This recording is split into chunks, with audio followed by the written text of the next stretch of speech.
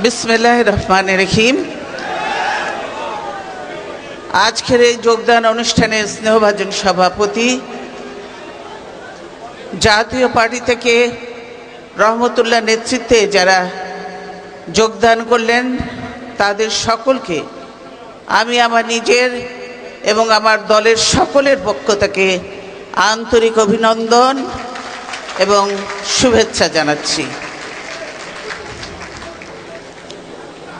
এখন থেকে আপনারা বাংলাদেশ জাতীয়তাবাদী দলের সম্মানিত সদস্য হিসেবে সকলেই পরিচিত।